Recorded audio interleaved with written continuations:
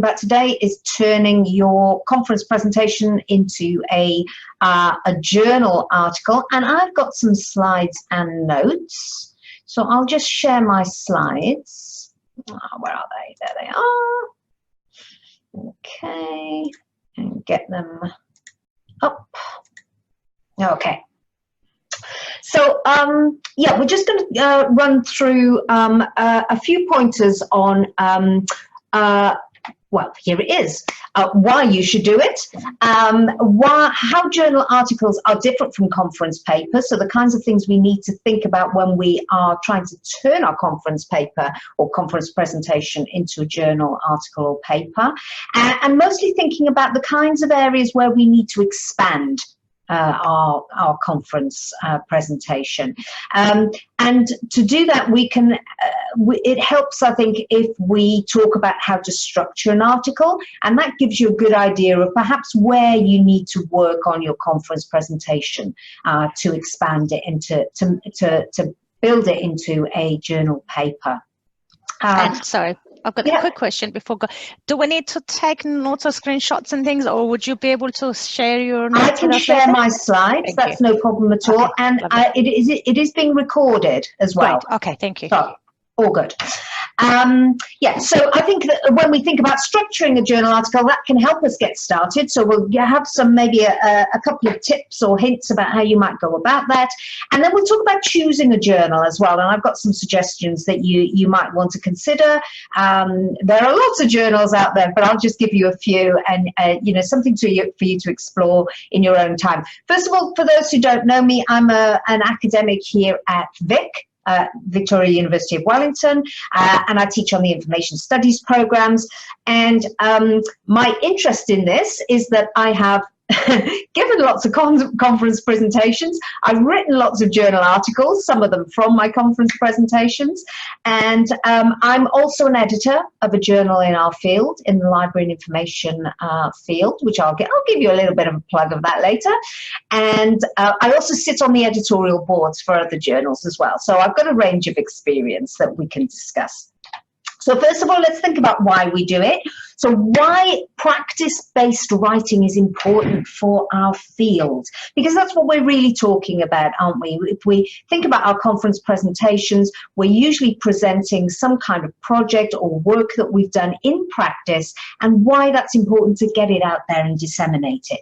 Now, we know that you librarians, information professionals, are very busy people, and you know, you play a really important role in your organizations and in your communities, and that's key for you, and it takes up a lot of your time. So, you know, writing about it and thinking about it, about what you do, is a little bit of a luxury, isn't it? And we often don't see it as a necessary part of work, but there are some good reasons to do it, and as you can see on the slide there. And for me, I mean, these are just some suggestions. There's a whole range of other reasons. But for me, those last 2 points are very important, I think. You know, that writing about what we do can help strengthen our services, you know, and strengthen our field, and, you know, improve things for our customers. You know, that sharing of practice and sharing of how we went about things and what the benefits were and what the challenges were, of course, that can have a really, you know, a wider impact, and we need to disseminate what we're doing for those reasons, and it can lead to wider developments as well, and further developments. And you know, much of the librarianship literature, if you look at a lot of the journals in our field, it's written like people like me, you know, it's written by people like me, so academics rather than active grassroots professionals and practitioners like yourselves. And you know, I enjoy it. I like writing. It's part of my job description, so I have to do it as well. But I think it would be beneficial for our profession, and especially here in Aotearoa, if there was more of a balance, you know, that we had some more practitioners writing. So I hope that what I'm going to say is going to encourage you to do that. And I think just on that last point, for us in Aotearoa, I think you know, there is an imperative there. You know, we have a strong profession here, and an interested profession, an active profession. There's lots of innovative practice and lots of depth of knowledge, you know, across the sector, but also in specific areas such as Indigenous knowledge, yeah, and the curation of Indigenous knowledge and Indigenous knowledge services.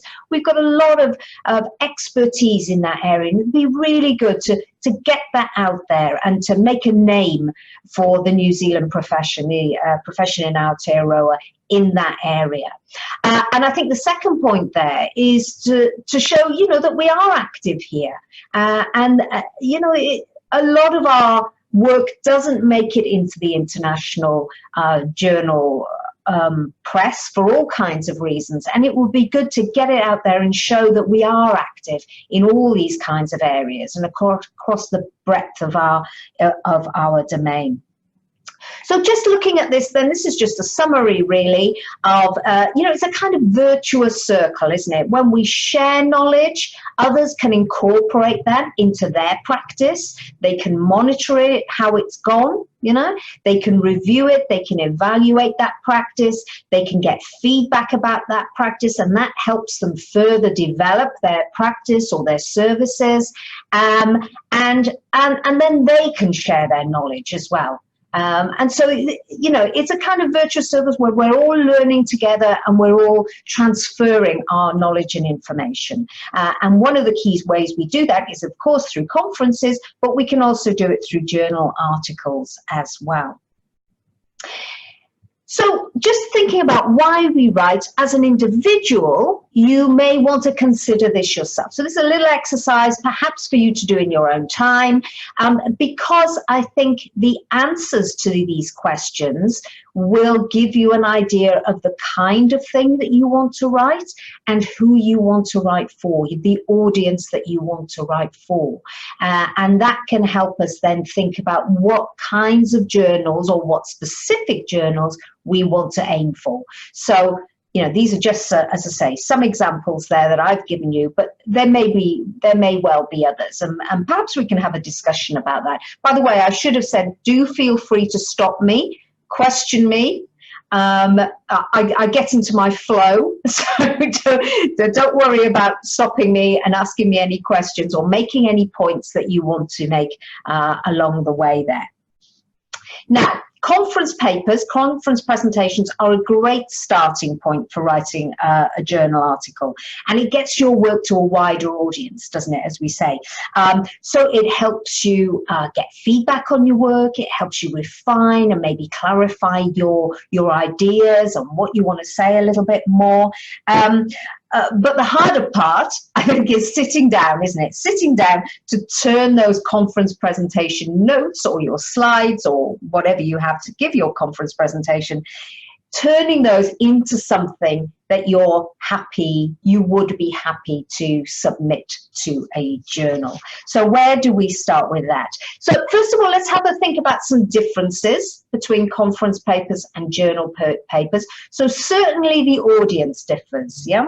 So your conference presentation is written for a very specific audience in mind, and usually quite a narrow audience. So, you know, for example, if you went to the LIANZA conference or any conference, papers are streamed, aren't they, into specific maybe discipline areas or types of libraries or topics. So you've got quite a niche audience when you present your conference paper. And a journal paper is different to that. It is a wider audience. You're writing for a more general audience. Of course, there are journals, as we'll see towards the end, that are specialists, so that do specialize in types of, you know, types of library work or types of information work or topics within our discipline. But really, you are writing for a wider, more general audience, I think. So we want to try to speak to as wide an audience as possible. The second point is that in a conference presentation, we're often only presenting one aspect of our work, or perhaps one stage of a research project, if you're doing a research project. Yeah, so just one part of what we've done. And with a a journal article, you have to, give a much clearer overview, and where, you might just report on one aspect of your work, but you need to set it within the wider context. So it's a broader type of writing. And of course, the third point is the language and tone. A conference presentation is much more conversational. You want to engage your audience. You want to reach out to your audience. And it might be a little bit more interactive as well, mightn't it? So the language and tone of a conference paper is very different to a journal article. It does depend to some extent on the type of journal. So whether, a professional journal, for example, will be much more conversational than an academic scholarly journal, but generally, the language is more formal, I think. And it gives you an advantage as well with a conference paper. It's quicker to write, isn't it? Because you are not worrying about the language and the clarity of what you're saying, because you can clarify things on the day and in the process. But with a journal article, you want to make sure that it's all very clear when you write it down. And I think that leads on to the fourth point, really. If something isn't immediately clear to your conference audience, then they can ask questions, can't they? Either while you're presenting, if you've invited, interaction, or at the end, and you can clarify things. And you can't do that with a journal paper. So journal articles need to be written very clearly, and again, all the sections need to be equally developed. So going back to that second point, you can't just focus on one particular aspect. You need to make sure that all the sections are very clear and all the parts are very clear. Because often, with a presentation, well, I do this anyway, I often say, okay, so this is what we did, and I'm not going to go into that at the moment, but I'm happy to answer questions later, but what I really want to do is focus on the findings, because that's what people are interested in, isn't it? Usually with the conference presentations, what you did and how you did it and what the outcome was, yeah? So with a conference paper, you can kind of skip over bits and say, oh, I'm happy to answer, talk to you later about that. But with a journal paper, you need to fully develop each aspect of that. Okay, let's get on to some of the nitty-gritty then. How do we do it? First of all, there is this feedback. So, as I've just said, a conference presentation does give you the opportunity to engage with your audience and get some feedback in terms of questions or comments, although we all dread that person who says, this is more of a comment than a question, but, anyway, all interactions are welcome. So, so we do get that feedback, and actually, so make sure you pay attention to that, I think is the key. Make sure you pay attention to what people are asking you, because it'll indicate perhaps what's not quite clear with what you've said, or what people would like more information about. An ex-colleague of mine used to actually record all her conference presentations. So she used to record them on just on her phone, and so that she could go back and listen to the feedback and listen to any questions asked, so that she had a record of perhaps where she needed to work on the presentation, either for future presentations or to turn it into a journal article. And I think some of the most helpful points you get from a conference are when people don't quite understand what you're saying, because then you realize that that's the aspect that you need to work on and add more clarification or add more detail. And that's what people are interested in. Yeah.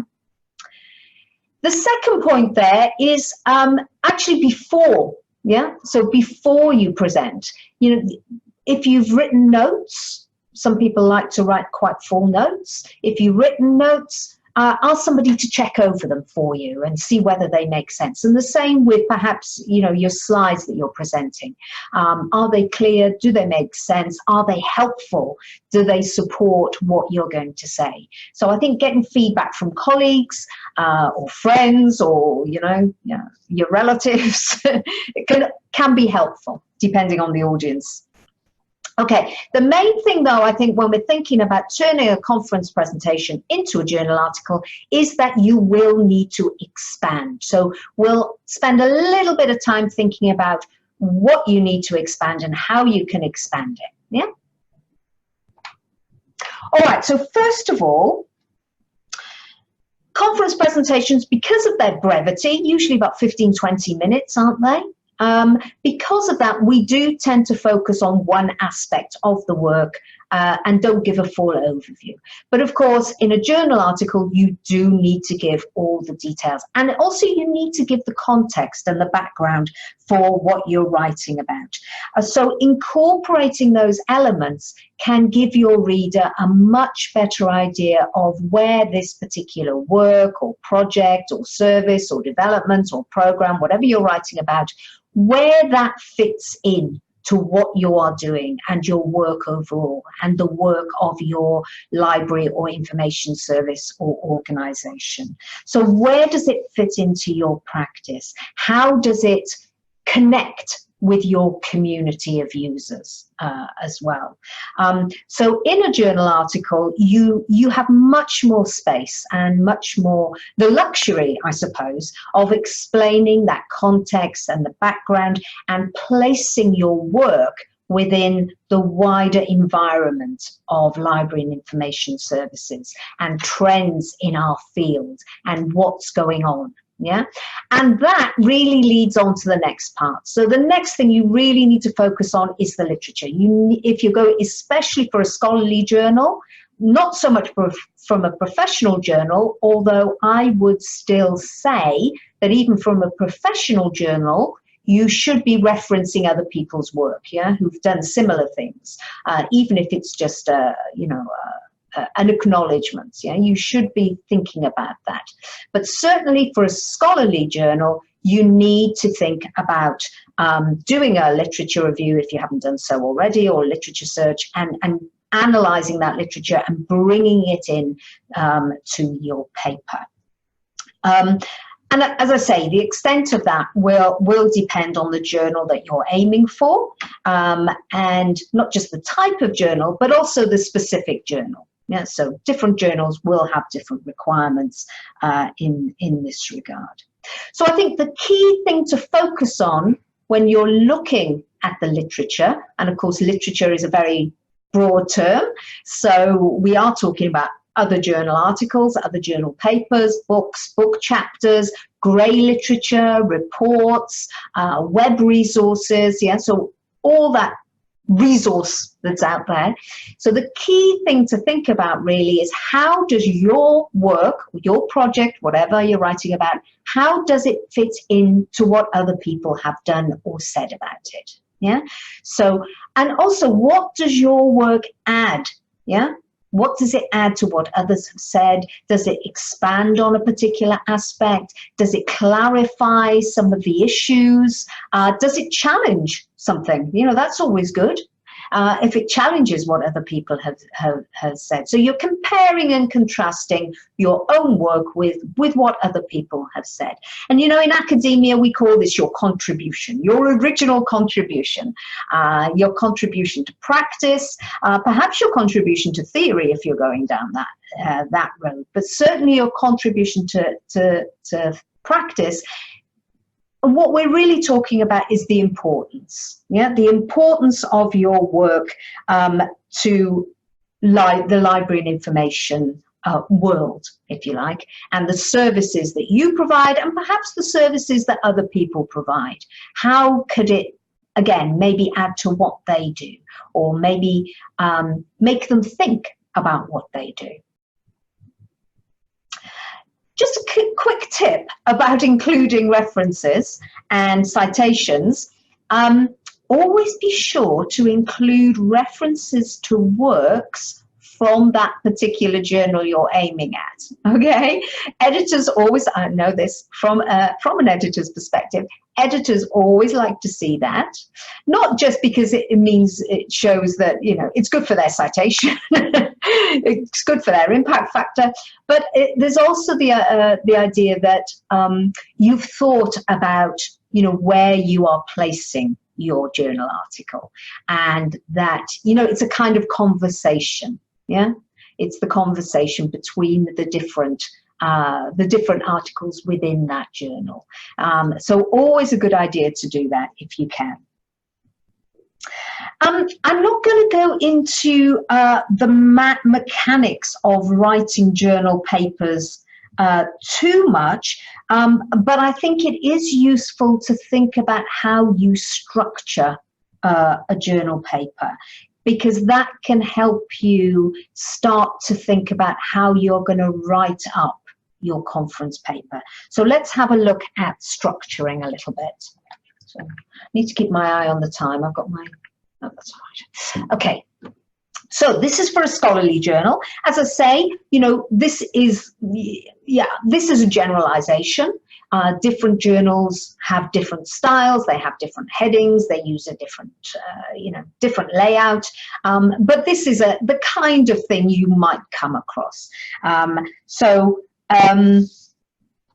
Not going to go through these in detail, but obviously you want a good title and you want a descriptive title. Now, it's very tempting to have a cutesy or clever title, you know, something that catches the eye and catches people's attention. And there's certainly a merit in that.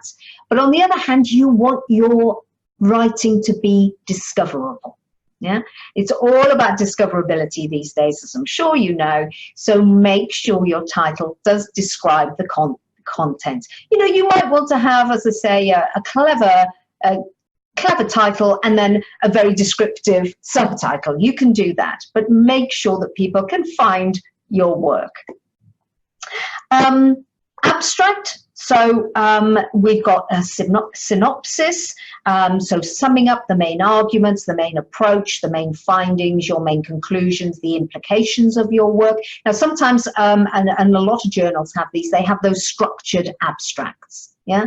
So, you know, there's like context and background, method, findings, conclusions, implications, something like that. So again, once you've settled on the journal that you are aiming for, that'll be clear what kind of abstract they require.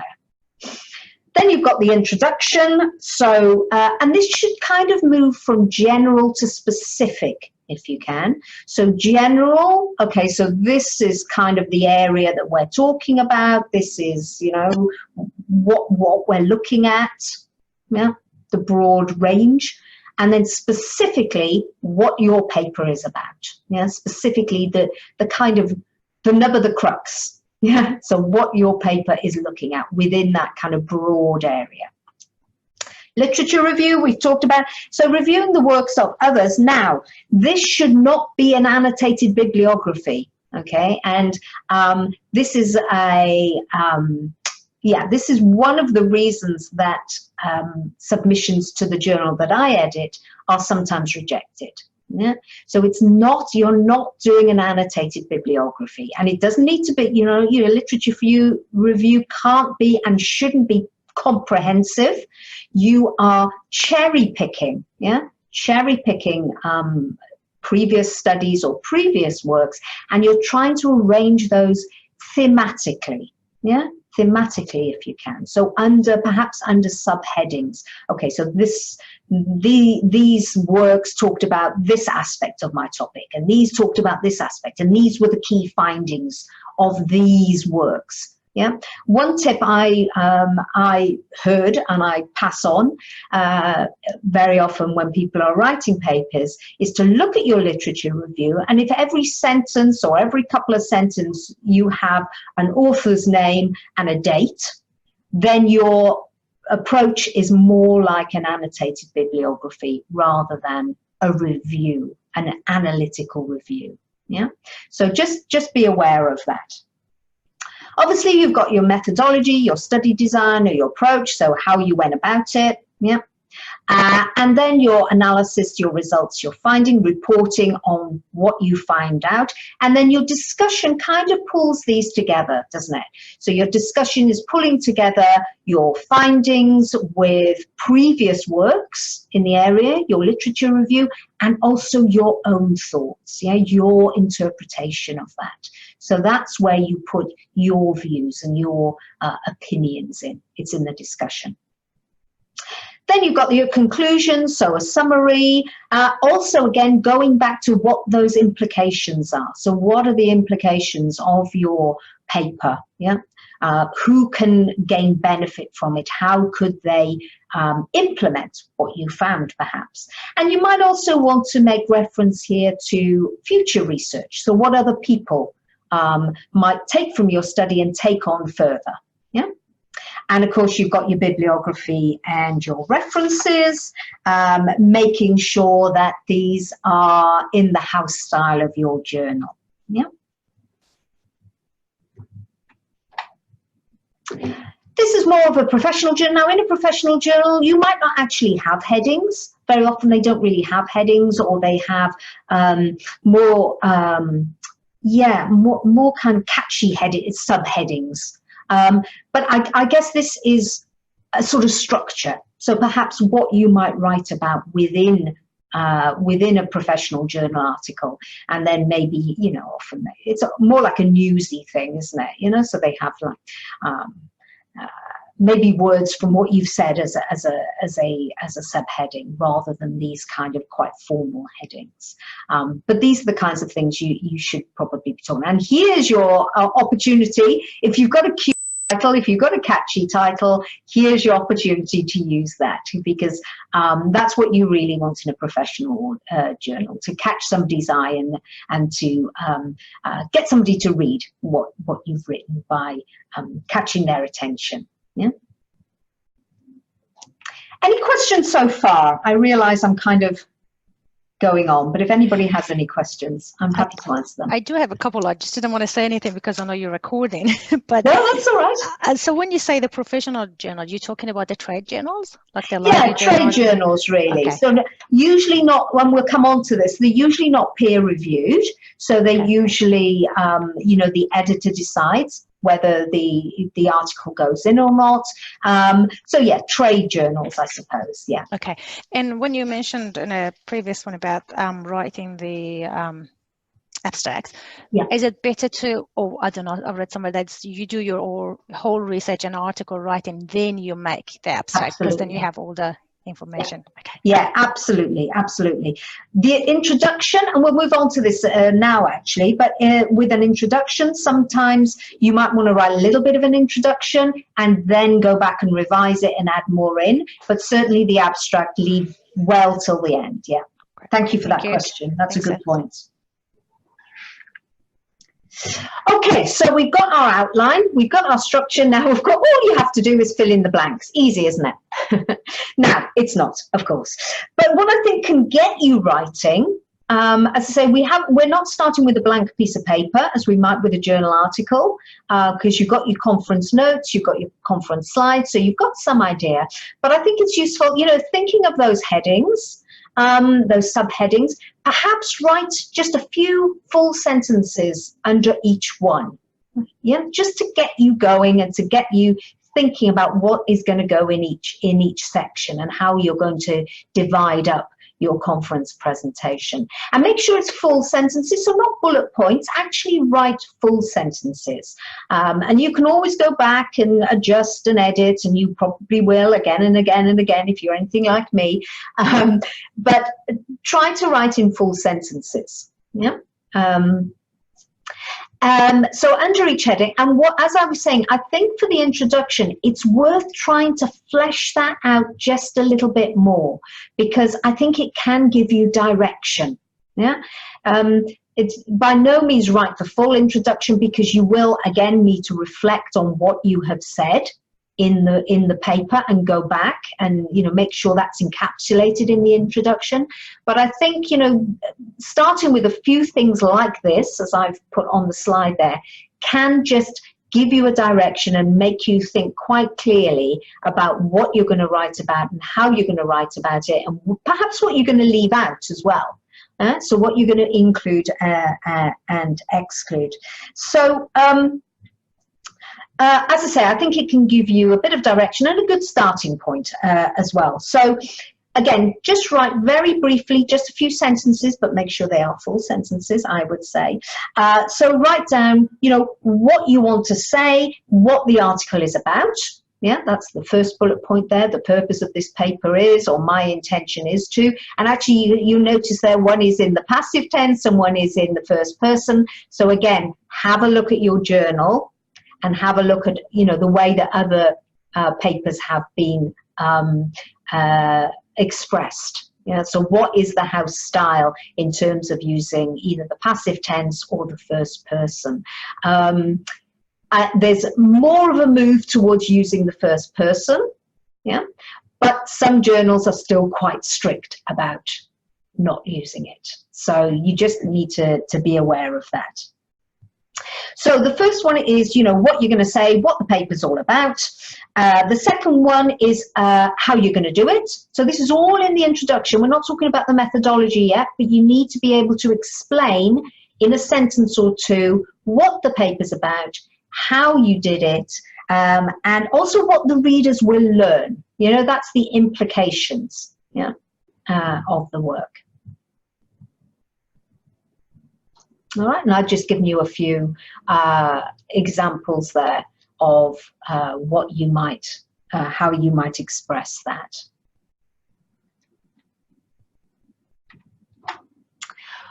Okay, what about choosing a journal? So I'd say it's a good idea to get going as soon as you can, possibly, so you can remember that feedback and you're still enthusiastic after your conference presentation. Good idea to get going, but it's not a good idea to go too far down that road until you have identified a suitable journal for your work. So maybe these should go hand in hand a little bit.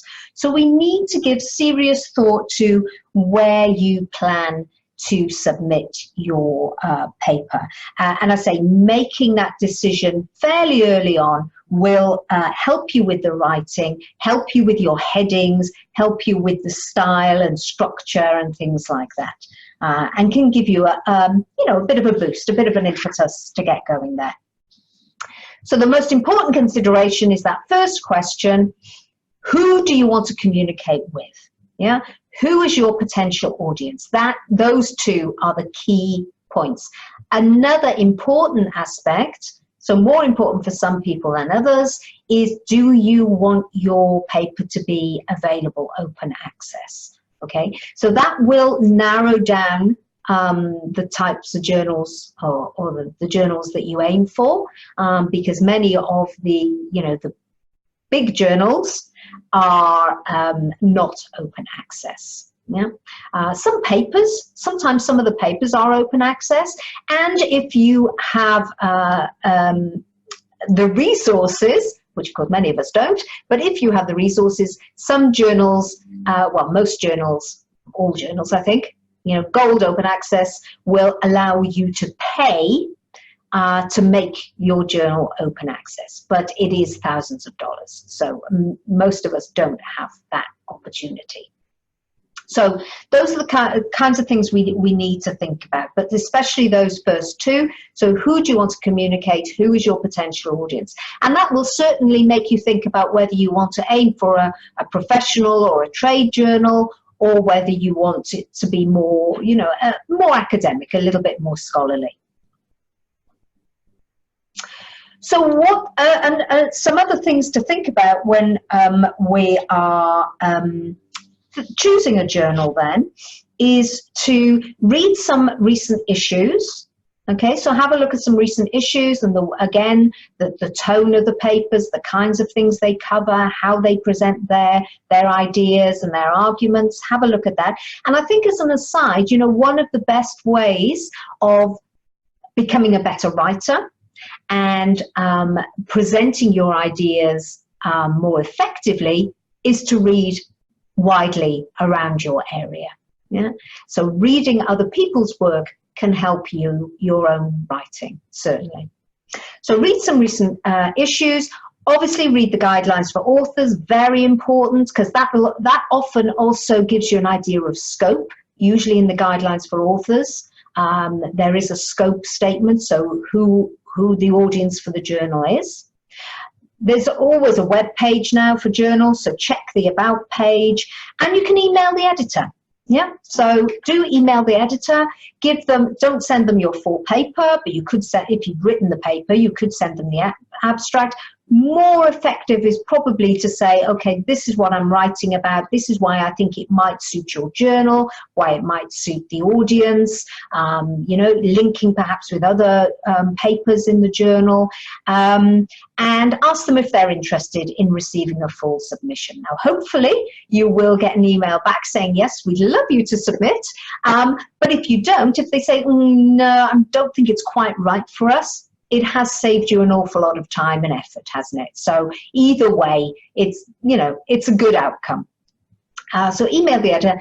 If they come back and say, yes, sounds good, sounds like it's up our street, write again, email them, thank them, and give yourself a deadline. Tell the editor when they might expect your journal article, yeah, because that, again, is quite a good driver, isn't it, for getting us to write. Deadlines are always a good idea. Or you might ask them, you know, you can ask them what kind of deadline, you know, when about would you welcome my submission. Okay, and that should hopefully get you to, you know, motivate you and get you writing. All right, as I say, when you're submitting, it's essential to read the guidelines for authors. And these are the kinds of things they cover. So this is the guidelines for authors for the journal that I edit. And as you can see, there is that aims and scope statement there. So it gives you an idea of who we're aiming at, the kinds of papers that we publish. Yeah.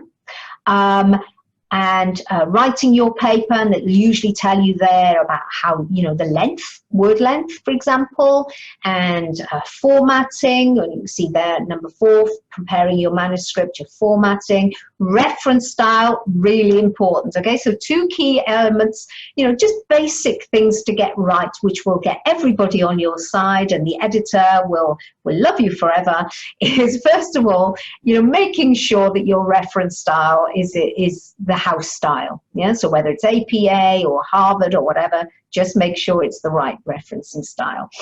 And the other thing to remember, it's on here somewhere, I can't see it now, but it's, oh yes, under 2.1, peer review policy. Now, most scholarly journals, okay, so academic type journals, not so much the professional journals, but scholarly journals have a double-blind peer review system. So that means, of course, that the reviewers don't know who the author is and the author doesn't know who the reviewers are. So make sure your manuscript is anonymous. Okay, so I have had to send back lots of manuscripts because somewhere their name is on the paper, you know, they put it in a header, they put it on a footer, they put it at the end of the paper. The other thing is citing yourself, you know. If you cite yourself and you put your name, then obviously it's not anonymous anymore. So make sure that if you do cite yourself, then you put author 2018 or something like that, or redacted for peer review or something. Yeah. So yeah, anonymity and referencing, just these 2 key little things, very practical things, but your editor will love you. All right, so most scholarly journals nowadays have a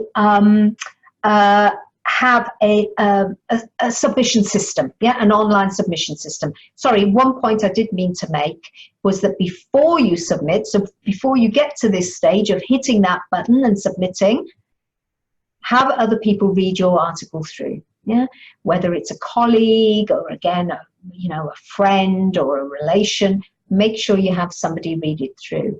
And, you know, it might be worth considering if there are a few of you in your local area or even virtually who are writing about the same kinds of things, or, you know, who want to get published, it might be worth thinking about establishing some kind of writing group, or, you know, peer support group where you can read one another's manuscripts. So it might be something you'd like to consider. I know there's one, it's TELSIG, isn't it? They do quite a good journal group, a journal reading group where they exchange ideas about journal articles, recent developments in the field.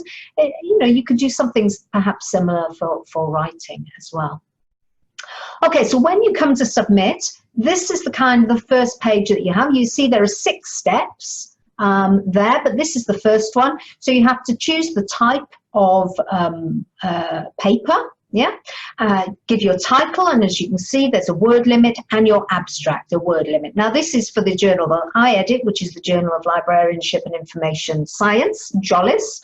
And we don't have a structured abstracts, and we just give 300 words. So it's a kind of synopsis rather than a structured abstract. But, you know, bear in mind those points in a structured abstract. It's always good to include those elements anyway. So that's the first page. We're not going to go through it all, but this is the second page where you upload your files. So you upload Word files, yeah, which are then converted into PDF. As you can see, there's a range of different, you might have more than one file, more than one document type. So usually you would have one with your, the author details on it, okay? And that's under choose file designation. It'll say something like, you know, author details or author contact details, author biography, something like that. So when you choose that file designation for your author details, it won't be uploaded into the PDF. It won't be, you know, drawn together with the other files so that your manuscript remains anonymous. So you'd have, author biographies or author details. You'd have your main text file, which is your paper. And sometimes you only have those two. You might very well only have those two. Other people, you might have a separate tables file. You might have a separate figures file. You might have an appendix. You know, so there's the opportunity to add additional information to your paper there. Okay, so you upload those files. We're not going to go through all those, but you can see the other steps down the side there. You have to give attributes such as keywords, yeah. Authors, you have to, you know, give all your details, any details and comments, and then you review your PDF. So what happens once you've done that, as I say, brings it all together into a PDF.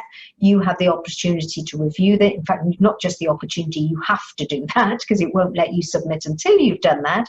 So you review it to make sure everything's in the right order and that everything is there. And then you click that button and submit. Yeah. So that's what happens. Okay, so and generally you have to create an account to be able to do this. And although practically all the journals use the Scholar One system, Scholar One manuscript submission system, you have to create a different account for each journal. Okay, so yeah, because they all have their own little areas. Yeah. Okay, so let's move on. What happens after you've submitted? So it can be quite a lengthy process with scholarly journals. So the editor has to identify the right reviewers for your paper.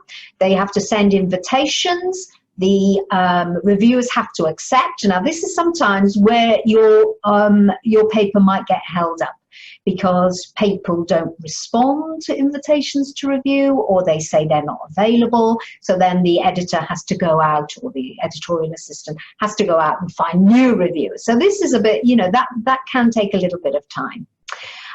Then we have to wait for the reviewers to return their review. Now, normally we give them 4 weeks. Okay, so 4 weeks to review a paper.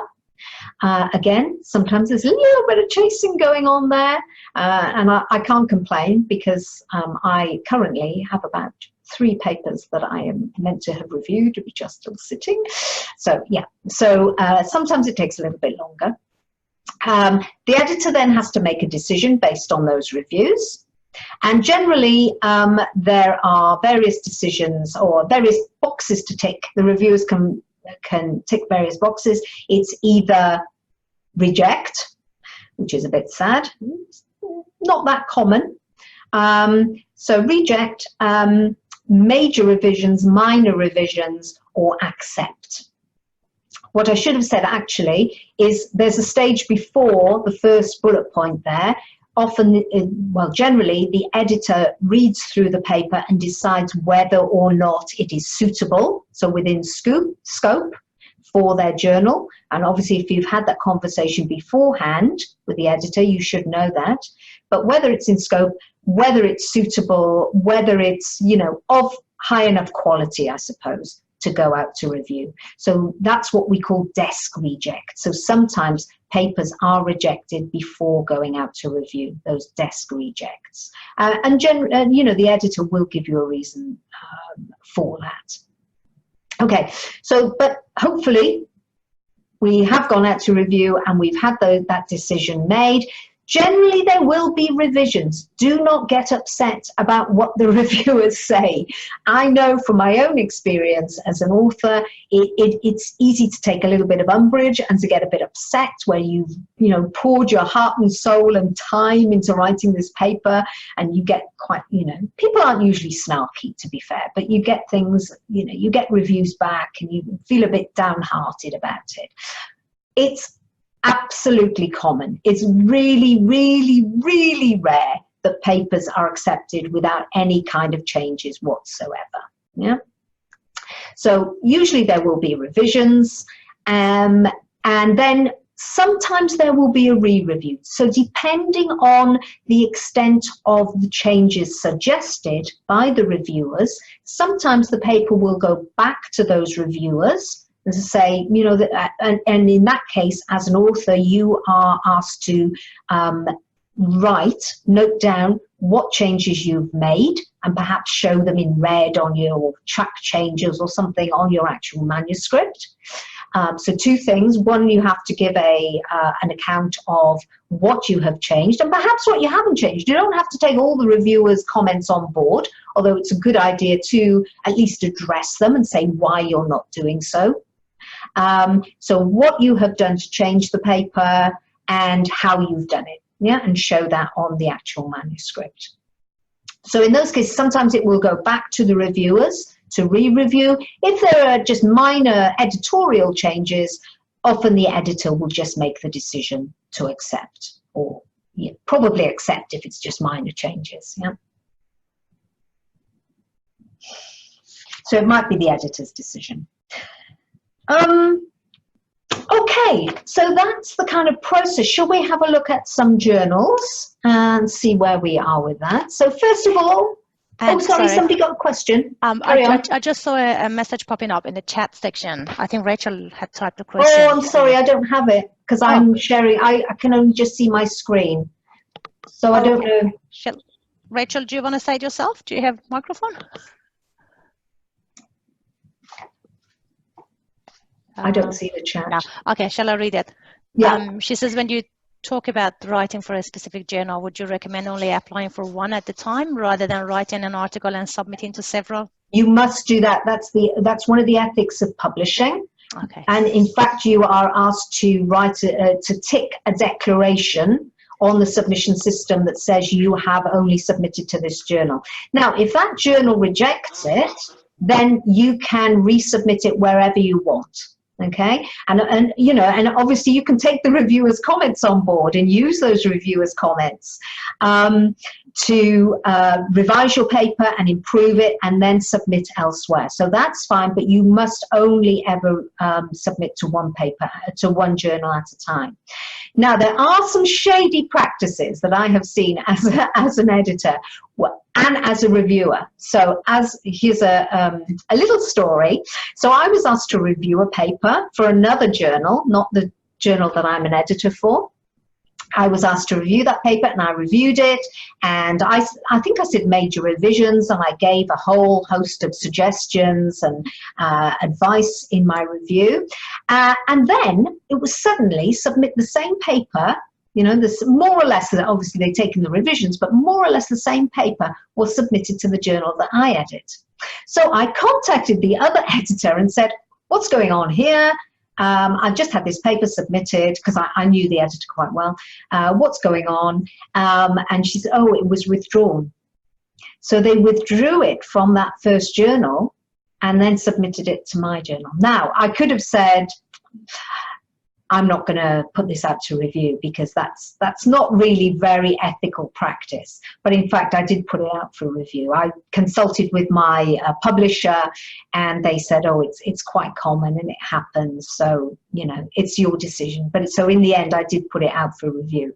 And in fact, it went through quite a few rounds of revisions. So again, so in the end, hopefully it's an excellent paper because it's had all these revisions made. But it's not very good practice to do that either. Okay. I guess you check your chances because you might think that you got a harsh reviewer, especially if they're asking for major review and you think you can try it somewhere else. But I think being in New Zealand especially, and even in Australia, it's a small community, so you most likely get the same reviewers doing it again. Yeah. Sometimes you know who's reviewed your paper. Yeah. Okay, let's have a look at some journals then. So this is, as we know, the New Zealand Library and Information Management Journal from LIANZA. So this is open access. So again, if this is important for you, if open access is important for you, here's a good journal, a good local journal. And as you can see, it has a range of different types of papers. So I know that Rosamond and Izzy are both ex-students, and those are I think those papers are drawn from their Info 580 research projects. So those are quite lengthy articles. If you look at those, they're quite lengthy, and they're the classic, you know, structure of an academic journal article. The one on the dementia-friendly libraries and the one by Katie Lumsden are a little. They're not so much reporting on a study, but they're drawing our attention to important issues within the within New Zealand and within our community, and developments in library and information services. So they are less like, so they're more like especially Katie's, actually it's a bit more like a professional journal article, but it's still, you know, I mean, it's still got the literature in there, and it still takes us through and, you know, makes an argument.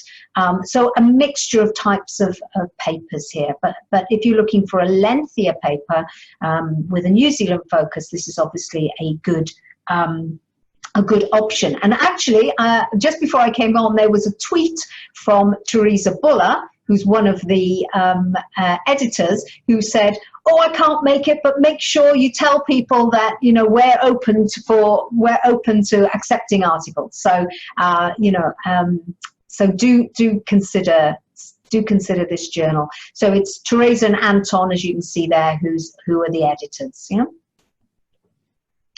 Another good option is JALIA, so Australian Library and Information Association, and again, they're open to papers from New Zealand. They'd like more papers. And again, I know because I'm on the editorial board, but they'd like more papers, and they're really welcoming of papers from New Zealand. And as you can see, they have 3 different types of papers there. So the full research papers, research in practice paper, which might be a good option if you're looking to publicize, you know, a project or initiative you've done in the workplace. Yeah, and then an information in practice, which doesn't go through the peer review process, but more of an editorial thing, editorial review, and again, just a briefer article on what you've done and why it's important. Yeah, so again, a couple of good options there, a few good options. Not open access though, okay. IFLA Journal, yeah, so IFLA Journal, here's another one. Again, very well, it's a good international journal. I think that's the point about IFLA. And sorry, I'm on the editorial, I'm not on every editorial board, but I am on this editorial board as well. And I think the reviewing process here is good. And it's usually, because we get submissions from all over the world, it's quite empathetic kind of reviewing process, and really a focus on it, trying to help you craft your paper. So lots of good advice I think you get from reviewers of IFLA Journal. Yeah. Now this is another open access. This is based in Canada, but it is quite international. most of the papers are from North America, I have to say, but I think they want to be more international. So again, I think they'd be welcoming of submissions from Aotearoa. And again, you can see different types of papers and articles which might be of interest. Yeah. So research articles, that's the one where you are reporting on an initiative or a project, and obviously they're focused on evaluation, really. Yeah, so you know what you did and how you use the evidence to improve practice. That's what they're really focused on. So research articles, review articles is literature review, state-of-the-art review, systematic reviews. Yeah, so those are the review articles. And then again, they've got these kind of evidence in practice articles, but they are very brief, as you can see. And as I say, open access, so a good option. Okay, then we've got some generalist peer-reviewed journals. So there's mine, Journal of Librarianship and Information Science, JOLIS. So that's published by SAGE, which is based in the UK. Library and Information Science Research is a US-based journal. I would say that the bottom one, Library Information Science Research, is it doesn't have a lot of articles from practitioners. It is mostly people like me writing for that. Okay.